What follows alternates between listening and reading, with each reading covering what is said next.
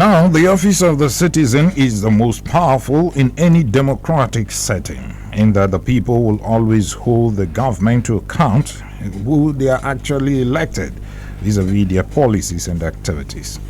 The office of the citizen is where the president, governors, senators, and every other elected and appointed official derive their powers. As such, they must give periodic update as to what they are doing in terms of budget performance and every other activities of government. However, with the constant questions and checks as to what government is doing by the people, it will go a long way to ensure the society is developed to the benefit of all. Therefore, everyone is expected to ask the critical question and expect the government to provide answers, and that is the focus and basis of the platform this morning, the pinnacle of all discussion. My name is Ginika Oluwaha. Good morning and welcome.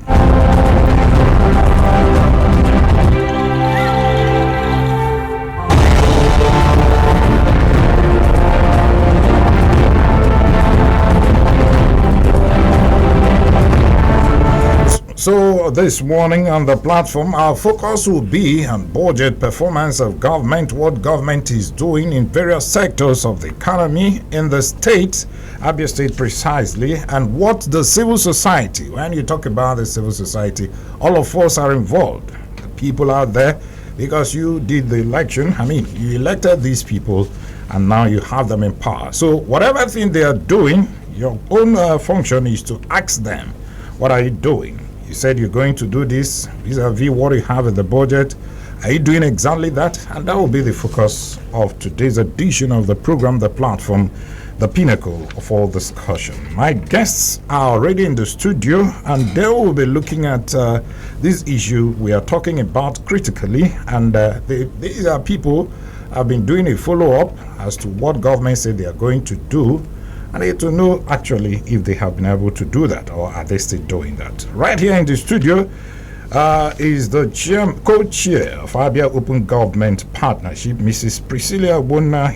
She is here already in the studio. Good morning, ma'am. Thank you so much. Good morning. Happy New Year. How are you doing? I'm fine. Good morning and Happy New Year too. Welcome.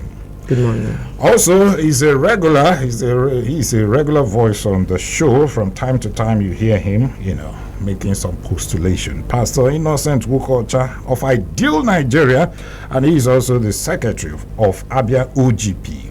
Good morning, Pastor. Thank you so much for coming on the show, and Happy New Year. Good morning, my good brother, and good morning,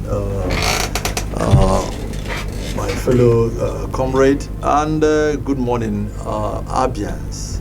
We are so happy to have you. Okay. Once again. All right. Welcome.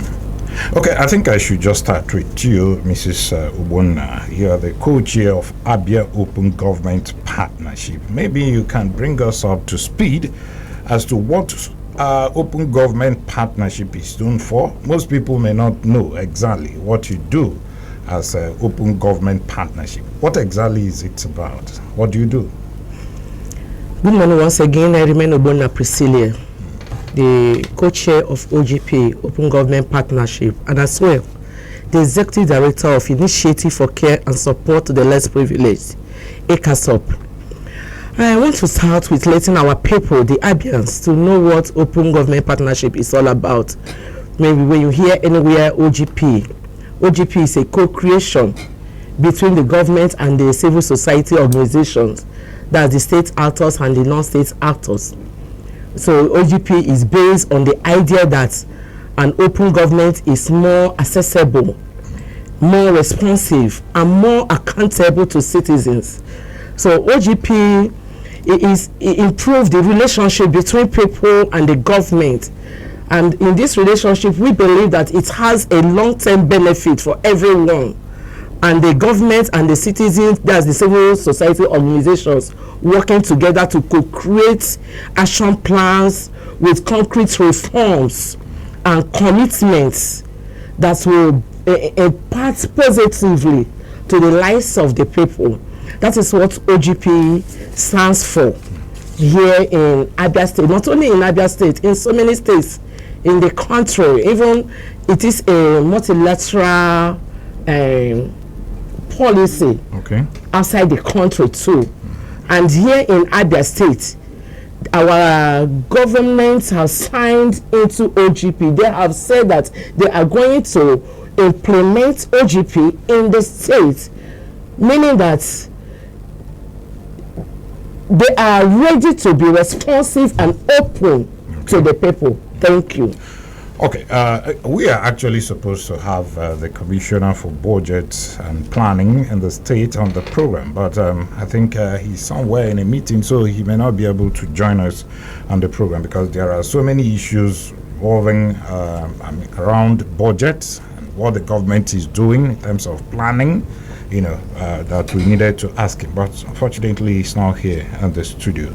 But let me go to you now, Pastor Nwokocha. Yes. You heard what your colleague said. Sure. She talked about that government has actually signed to be open to, as to what they are doing, policies, activities, that they will be open to the citizens so that they can carry them along.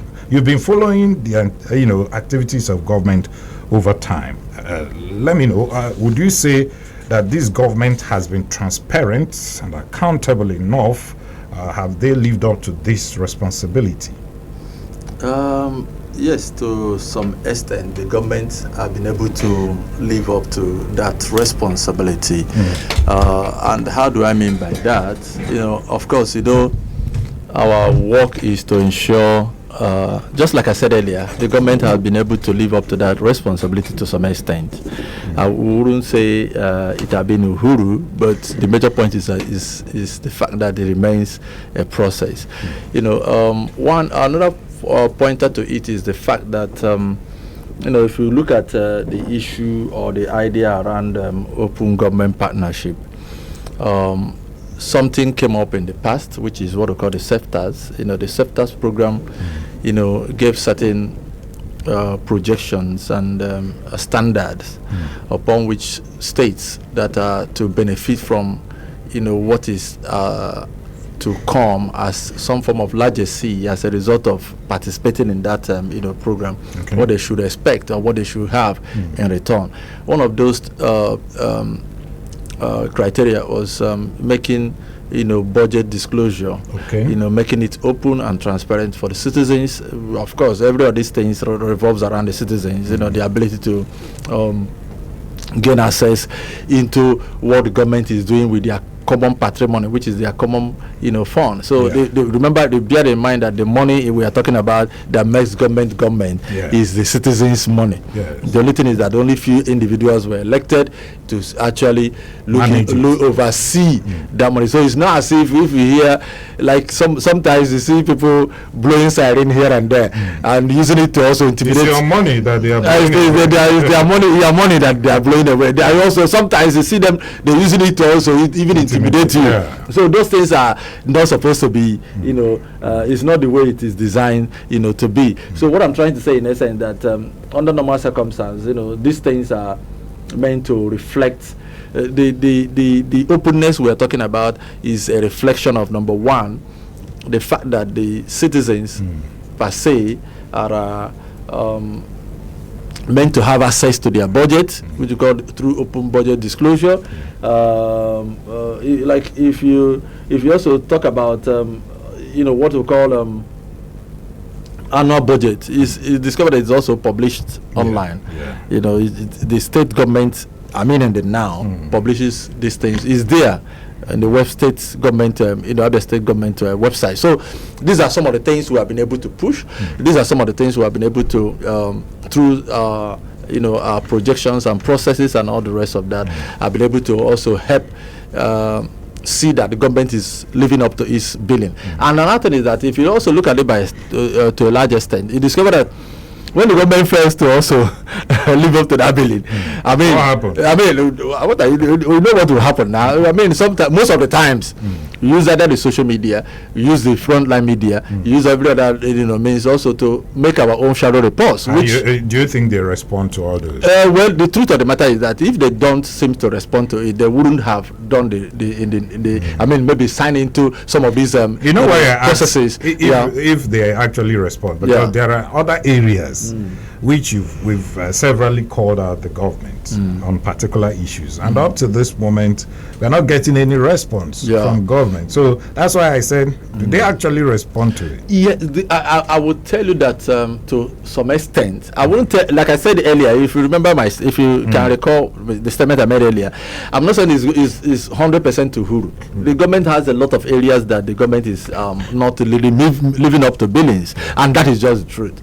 You know, but the only thing is that you know, with constant engagement, the essence of engagement is to see that the government lives up to expectation. The essence of engagement is also to spur government to action. The essence of engagement is to make sure that that is due the people is also released to the people. And why are we doing all this? And the essence of doing it also, in a nutshell, is to see that there is one openness, there is also transparency, there is accountability, and there is, I mean, forward movement as far as governance process is concerned. Okay, so Mr. Ogbonna, just like what we are talking about, openness of government, would you now say that this Abia State government under Governor Alex Otti has been able to open up their books to the people and carry the people along? You know, how has the issue of participation of citizens in government policies and activities, how has it been? Actually, accountability and transparency to government commitments is the pillar of focus of Governor Otti's government. And the governor cannot be everywhere by himself. Okay. So, and this is the reason why he has appointed SSAs, commissioners, PANSEC, and all the rest of them to do the work. So it is now left for the people in authority to carry out this objective of the governor, and that's his vision, to implement it, so that there will be a reasonable outcome, that the people that are supposed to have the feelings of the democracy will have the actual benefits of its dividends. So, and what I'm saying is that if we really want the government to be what we want it to be, every hands have to be on desk.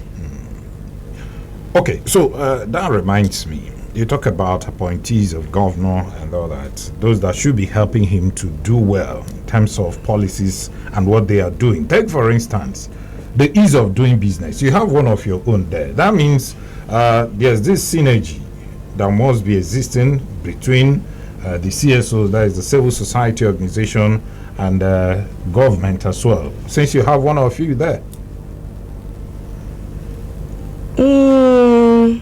Actually, I don't need to go to that area because it's not my line. She was a non-state actor, but right now she's now a state actor. But all what we are doing is, let me put it in Igbo adjective, that's abakota kanyo mamere ya abo fofo. So both the state actors and the non-state actors working together to create a concrete reforms that will benefit the people. So being in that seat, we expect something better from her. We expect the initiative she has as a non-state actor. Now that she is a state actor, bringing out those initiatives will go a long way to make Abia #1 in time of business engagement. Thank you. Okay, so Pastor, we talk about the issue of budget. I will also want you to, make your own contribution as to, because I know that just like the 2025 budget has been signed into law by the governor, but before that budget was prepared, Pastor, were you carried along? Did you make any input? As to, because it's supposed to be an open thing. Everybody should have an input as to what government is doing. That's a piece of document, a legal document right now. Yeah. Were you part of that? I mean, your people, did you contribute in any way to the preparation of the 2025 budget? Yes, just like I said, citizen budget, there's what we call citizen budget engagement, budget forum, generally, so the citizens, that's first of all, the civil societies were invited for that, process when the process began, and we actively engaged from day one till it became a document that is considered legal before the eye of the law. That's what I mean is when the governor gave assent. Okay. Yeah, so we are part of it. And I know that also the traditional rulers, the traditional leaders, the traditional rulers, the traditional leaders, I mean in this case the PGs, Ndieze, were also part of that process. And some other, the religious groups, the Muslim group, the Christian group, the Muslim group, and other, societal, the youth, and a lot of, it was more like at least there was good representation across the various the various zones that make up the state. That's one. Then another thing is that talking about engagement, yes, there were quite a lot of engagement. Like I know. My team, myself as the administrative secretary, Abia Open Government Partnership, the co-chair who is also seated here, and some other, members of Abia Open Government Partnership, non-state actor, NSA, were also part of the budget, when the ministries were doing the budget defense and all that. Okay. So we were there, we saw, we observed, we gave our make our inputs as well, and it was also carried along the line. So what I'm saying is, and this didn't happen at the under the auspices of the budget Minister of Budget and Economic Planning in the state, where the Commissioner of Budget and Planning was there present, who is also the master or the chairman of that, and also by extension the co-chair of Abia Open Government Partnership. Yeah. That is the Commissioner for Budget and Planning, Economic Planning, and they will have also the focal person of Abia, budget and Abia OGP, the focal person for the state, who happens to be the permanent secretary, Minister of Budget and Planning. Also, all of us were there. So when the ministries, the agencies and departments were making their presentation, they were all doing their how do I say now, the articulated budget for the year 2025 and all that, and so we followed up, and it was Uhuru. Okay. I would use that word there. It was Uhuru. So, but the only thing is that I don't know the next line of action, but the major point, I know the next line of action. The next line of action is implementation. There's no two ways about it. And how do you intend to go about it? Because it's not about saying that government, in fact, I will even take you back to 2024 budget. Yeah. Where the government presented about 500 billion naira, above 500 billion naira for 2024. Yes. In your own assessment, honestly, what would be the percentage of performance of that 2024 budget, especially in the area of projects? Well, capital project. Yes. Well, if you talk about capital project, I would say yes. Is something that all of us can see. It's not something if you do a project. Don't worry, I'm coming to that. If you do a project, everybody sees it. It's not something that is hidden. If you are not performing, everybody sees it. It's not. I'm not the spokesperson for the state government. What I am is I'm an unbiased referee. So I don't look at. I don't care who's us. If I strike, I don't care who's us. Is God. Are you getting my point? That's my work. And it's sacred. That's the work of a civil society. That's the work of a CS actor. Are you getting my point? So I don't hold brief for anybody. But what I'm trying to say in essence is that while I'm doing the work, I am also justified before God and man. There are certain things that if you go out there, you see it yourself that this is exactly the way these things are. There's no if you are telling me now that a particular road was awarded in so and so period and all that, and I am here to say no, that road was not done, and a lot of other issues. I know probably there could be some other underlying factors we may not follow suit in terms of maybe the normal. But what you're saying is that when you talk about the road project, are they really ongoing? Some of them have they been executed? Yes, that's just the truth. That's for the road project. Yes. So in terms of other things, remember you said capital project. Yes. So I'm using the road project as a basis for that capital project. So. we also talk about schools. I know that so many schools are undergoing, going under the works at the moment. So those are part of what encourages a smart, a process in a system, and all that. Then if infrastructure generally, I think has gain some level of traction, within the period under review. But notwithstanding, anyway, I would like to use my Igbo, my dialect. Now it says, I mean, in this case, we are not saying that the governor is not perfect. The governor is doing well in that respect, infrastructure-wise. But what we're saying is saying that, for the people now, the Onyakede in this case is the people, not the government. Okay. The Onyakede. Because all you go the people if the people if the money is not available for the people, those who are managing it will not have any access to. Okay. So that's what I'm trying to say. So the whole thing goes to the people. But what we are saying in essence is that there is also a place of the people, responsibility of the people to hold government to account, and that's why we keep sensitizing, enlightening, and educating the masses so that they will know where they need to come in at what point, and begin to also ask certain questions that are pertinent, that are key, and that are germane in terms of making the system to work the way it ought to. Okay, Mr. Ogbonna, let me talk about the issue of, he has started with education. Take, for instance, when the governor said that no child is supposed to be seen on the streets during school hours. He has said it here. He said it on radio station. But the fact is, those people that we have in various rural communities, this particular message, is it getting to them? Because if we are talking about participatory governance, where citizens should be part of, how this message get to them should be a source of bother to all of us. So do you think what the governor said, or the policy of the state government, is actually getting to the rural communities, and how can it be done better? Thank you very much.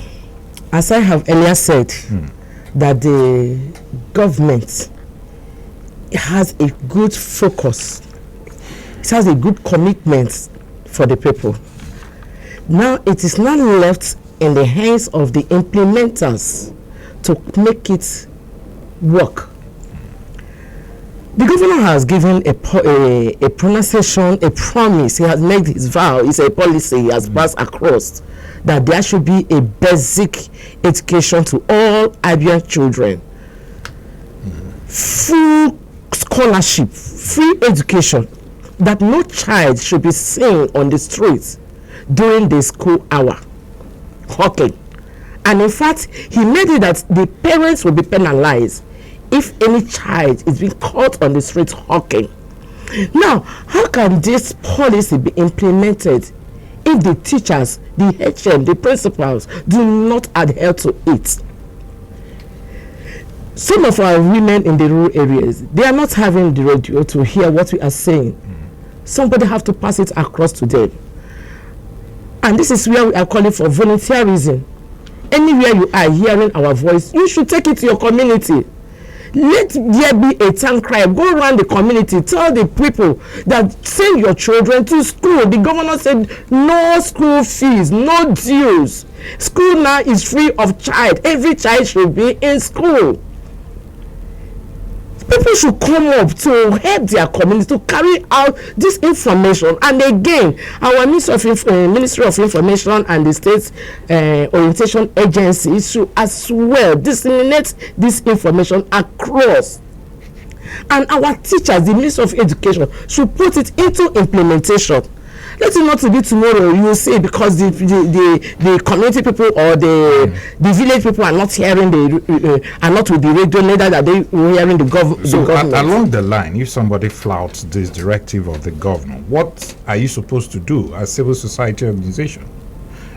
Governor say send your children to school, and maybe the parents listen and decide to send their wards to school, and somebody somewhere, maybe the HM, the headmistress or the principal, is, in fact, the governor said, don't even pay PTA. I think he said something like that. So if eventually such things, we see them in school still happening, what are you supposed to do as civil society organization?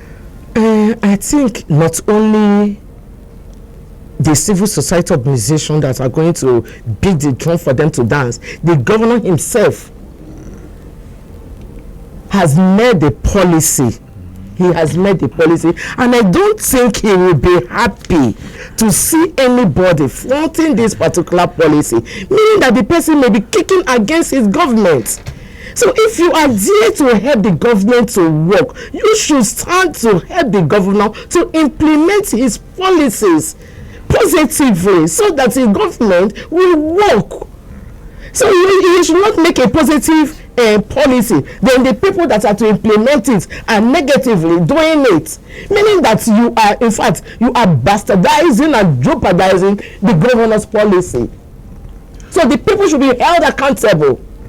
Okay, well, to add more to that, you are asking, what should be the role of the civil society as far as this, area of mobilizing efforts is concerned.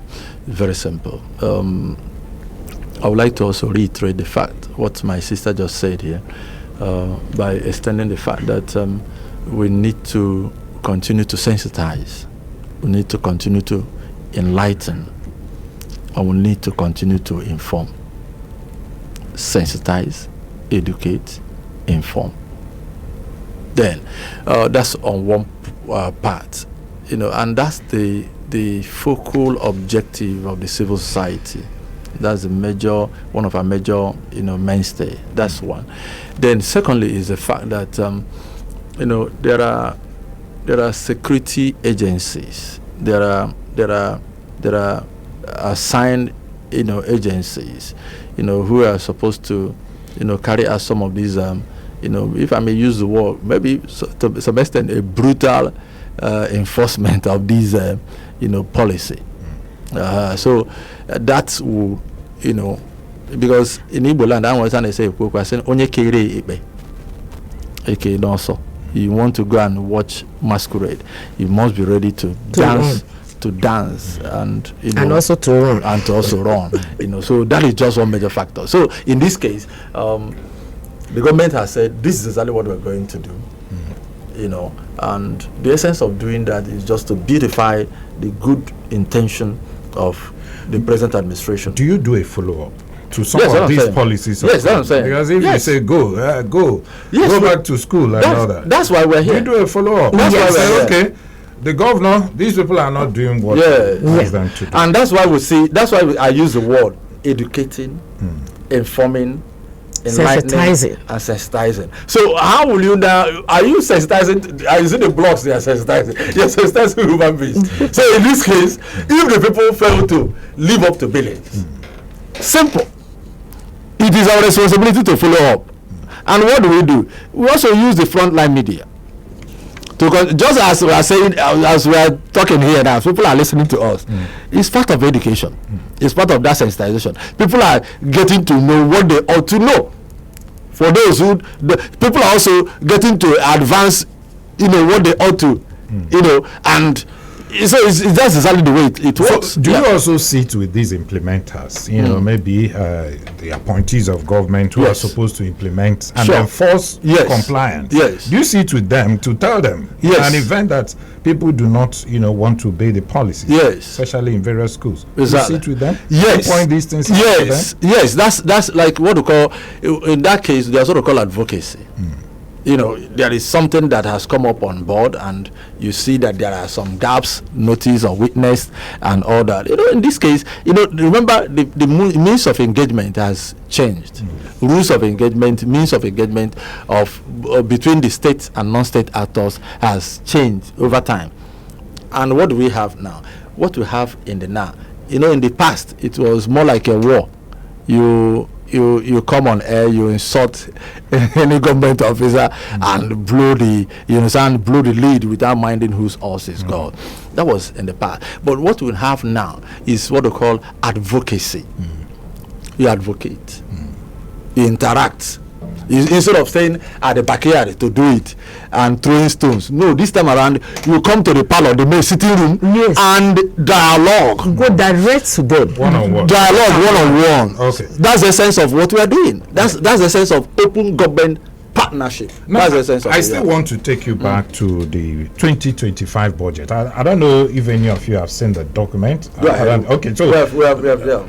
did you, when you look at the IGR of the state Yes. last year, 2 years ago, it's still the same thing, about 1.2 billion. I mean, it appears that enough is not being done in this area. Yeah. And when you look at that budget, I didn't see anywhere there's allocation, where government wants to focus on in terms of SMEs. I recall the last administration, they did a lot in terms of small, medium enterprise. But this time around, we didn't see much of that on this particular budget. Could that be the reason where the IGR is being affected? Well, anyway, if you look at the some of the current, will I use the word, tax reforms currently ongoing, you discover that some of those tax reforms gave even the MSMEs, give them some level of tax holiday. Let's be real. Okay. Let's be real. So it is not like more like muzzling them up, to make sure that they stay out, they don't breathe or stay in business. So the truth of the matter remains that perhaps most state government, it's not only happening around here, most state government are being careful, not to stifle already existing MSMEs. That is just the truth. That's one. And this is done in line with current or maybe prevailing economic situation. Remember that if you look at the way the economy is currently, there's a lot of factors that are not really the way they ought to.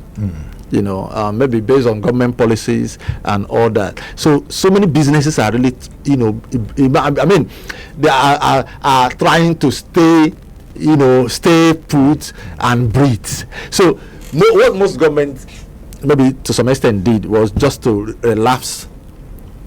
I'm talking with respect to what you just mentioned. Yeah. So as not to pressure those particular aspect of business. But if you're talking about MSMEs, coming into business and now, yes, quite a lot of programs are already in place, which we are very, very much aware. There are some programs like what we call the FFP, what we call Future Fashion Program, which we are that is making a lot of ground. A lot of mark in the states. That program is designed to take up about 5,000 MSMEs. 5,000 MSMEs, 4,000 MSMEs and 1,000 MCPs. Then 5,000, youth intakes. Youth intakes are people who are supposed to gain mastery in the area of number one, footwear. Number two is shoemaking. That's footwear, which is shoemaking. Number two is get mastery in the area of garments, sewing of clothes, both women and male, and all the rest of that, and other aspect of and belt making as well as bag making. These are the 4 major or 5 major areas that program is focused on, and that program is done in collaboration with the state government. And what is it all about? It aims to improve one, productivity, because you cannot talk about going consumption wise without really trying as much as possible to improve your productive capacity. So that is what it means. And if you look at that also to a large extent, they may, what you are saying is they may have enjoyed some level of holiday right now, but in terms of tax payment and all the rest. But going forward, what that kind of this thing will have in terms of spiral effect or multiplier effect going forward is something that one cannot even imagine. So in the now, it's as if we're more like pushing the narrative. Then as it moves or as it escalates, it gains ground and begin to yield more of its fruits and results. Okay, so before we open the phone lines, madam, the issue of the activities of Agbero, do you think it's also having an impact on the IGR, making sure the IGR improves in the state? Because I know that the state government set up a kind of task force, on illegal touts and all that. How can you use that word, Agboro? How can Agboro add value to government? We should understand that these people are after their stomach, after their belly. If they collect 1,000 naira, they will give the governor or the government 100 naira. So I think they are not adding value. But if we should use proper channels, using the modern digital to assess maybe task or I think it's more better than using Agboro. But do you know what? Let me add to because Agboro will subject the people to suffering. Yeah. They will brutalize the people. They will intimidate the people. They will abuse their fundamental human rights. Exactly. And another is this. Just to help my sister also add more color to that point. The point is this: if you're looking at this from the angle of the law does not support the use of private individuals, to generate for the generation of government revenue. It is not done. It is the primary responsibility of state revenue service to actually muster whatever be the process or maybe model that it deem fit to generate or show up its revenue within a particular physical year. That is just that's the ideal thing to do. Another thing is this: if you're also using the Agboro the touts that you mentioned, the truth of the matter is that most of these touts are not talking about what we just mentioned now. How many of them are too reformed to the extent of? I don't think this government. This government doesn't. This government does not. Does not patronize tout. But that does not mean that you don't see some of them milling. You have. In fact, go to Ishigate. Go to Ishigate. So you see some of them everywhere. So you see some of them milling here and there. Maybe outside this of the government. But. We are also using this medium. That's why we have a medium like this. And that's why we keep talking about sensitization, education, and enlightenment. Now we are saying this. I know that government officials are monitoring even what you're saying right now. There are SAs, there are government appointees that are charged with responsibility of at least monitoring what goes on air at every given point in time. So what I'm saying in essence is this: they should take this message home and begin to work on it as issue. Now let me ask one question. The money these stars are collecting from Ishigate Saturdays, where do they remit it to? To the government or where? Because they collect from Monday to even Sunday. When they collect Saturday, Sunday, where do they remit it to? You need to see how they brutalize people at Ishigate.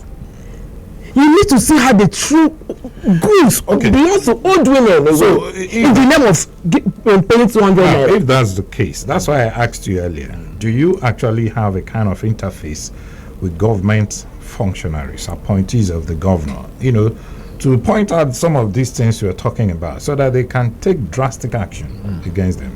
That's why I asked. Yes, we do. You do a kind of sit-out, one-on-one, face-to-face. We tell do. them, look at this, look at this. We do. These things are not working. We do.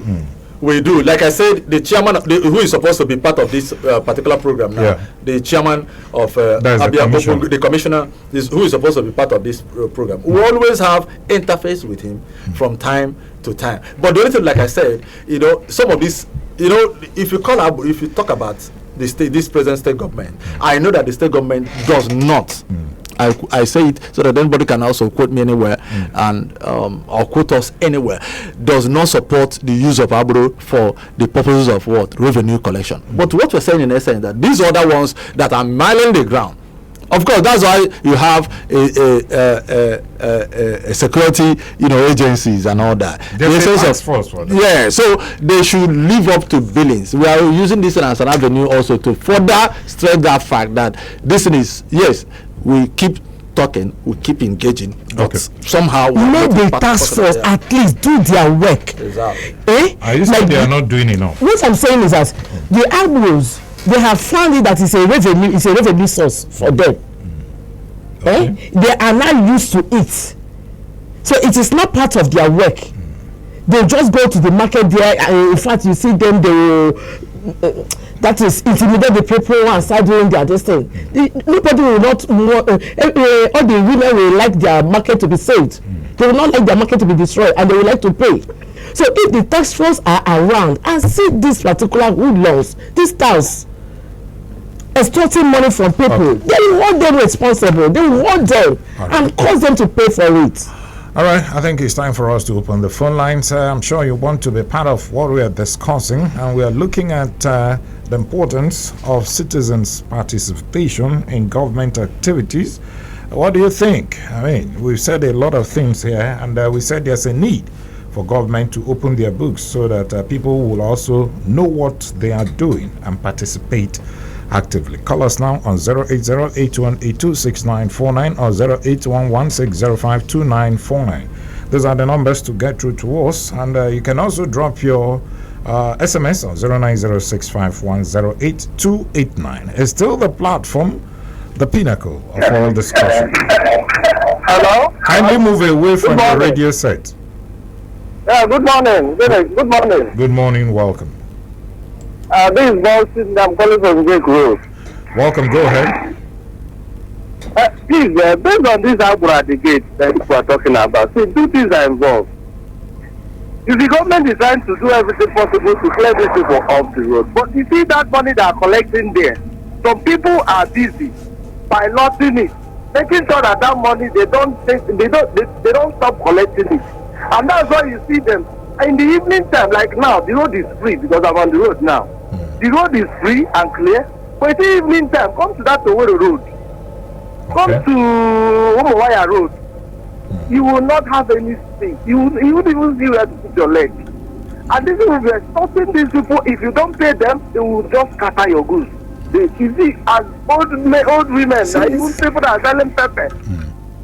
Okay. Please, I'm begging on the government to see what they can do about this. It's becoming too much that these people are blocking the whole space, the whole road, the everything, and they are extorting money from these people. Because somebody is somewhere piloting it, so as in giving them the morale to do it. Okay. Thank you. I believe our governor, Gonzales Doti, can never be in support of this. He's not aware. So people Thank should tell him. Thank you, sir. Thank you so much for your contribution there. Let's take another call now. Hello, good morning. Good morning, Ginika. Welcome.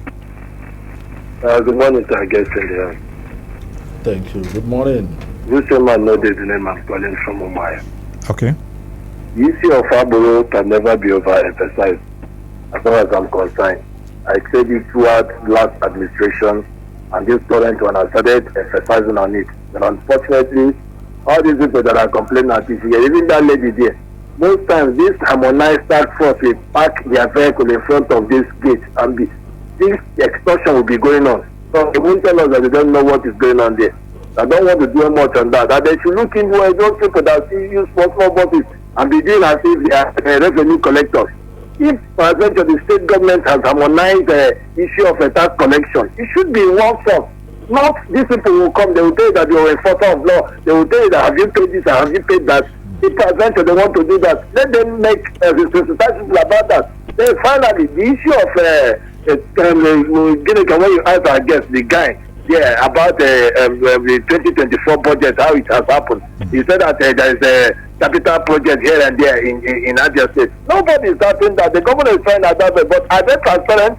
We are here in Abia State when they awarded Port Harcourt road at 30 billion naira. It's a 6-kilometer road. Today, December last year, Fumi Fubara awarded 19.6 kilometers with 7 bridges with 30 billion naira. The same Filosega, who is filling here in Abia State. Okay. Thank you and God bless you. Thank you so much, Usema Node, for your contribution there. Hello, good morning. Mr. Ginika, remain listed. Thank you so much. Welcome. Our guest, we never go down in life. Amen. Excellent is my name. Well, the issue of agro, if let's tell ourselves the truth. Past administration used agro. That's why they have our 10,000 some colors. So excellent. Hold on. So because the last government did that, this government should continue doing that. What I'm saying is that the issue of agro is because most of those agros are operated during that administration. Some of them are collecting money that I don't know. If you arrest them, you see some colors, you say it's witch hunted. I know that Ahmed would have arrested. Even the scholar that is he was the first that shouted, we shot them. What do you want the people to do? You don't share them right. You don't pass admission, we are sharing right. So what is it? This government say he just comes to do opposite of what past administration did. That's what 8-8. The ones that are applauding now. Okay. The same comment now say that you should go arrest them at all these where they are saying now. But that time they were using all of them are 8-8. Even the last caller at all, they are 8-8. I don't know. Thank you. That the out of 2-8 was still the lesser one. Let's assume that they are calling this government every. But that's what where they are applauding. During that administration, we do not applaud them for those years they are there. If you say that they say a governor was in PDP, was he the information commissioner? Okay, thank you so much. Excellent. We're actually looking at the now, not in the past. You know, the past should remain in the past. Hello, good morning. Hello, good morning, sir. Welcome. Yes, my name is Uche from Chicago. Welcome, Uche. Go ahead. I want to ask this question to the civil society organization because I think that's the focus of the discussion. Yes. Are they really financially strong to face the government of the day? So to say, what I'm asking the question is, they really have so much to do to be able to face the government of the day. For example, they should be constantly interacting with the officers of the government. For example, the commissioners. For example, we talk about implementing the education policy. There should be a kind of interaction that the people who are the citizens will also be fully aware of. For example, we are not talking about the budgeting issue. Maybe there should be an interaction with the Commission of Finance, which the people should be aware of. That's why I ask that question. Are they well funded to say that because their responsibility is so huge? And that responsibility also ensures that the people will enjoy governance. Thank you. So I don't know how prepared they are for the kind of work that is prepared them. Thank you very much. All right. Thank you so much. I think I should return to you at this point in time. Pastor Okot, I heard that question. Yes, critical. Yes. Let me answer that question succinctly. Talking about how prepared we are when it comes to funding and all that. The truth of the matter is that as a civil society actor, standard-wise, you don't depend on government, for funding. And that is where I don't think that was his point. No, he said, are we properly funded? Are we properly prepared in terms of funds to face government? Yes. Remember, this is may not necessarily come from the government. No, get the thing right. You remember, this is not a war. In the first place, we are not fighting any war with the government. What we are doing, we are working together with the government. Okay. In a way, we are working together with the government. And how do I mean? Working together with the government is this: we are holding government to account. We sit on the table, on the center table now. That era where it is more like a fisticuff has gone.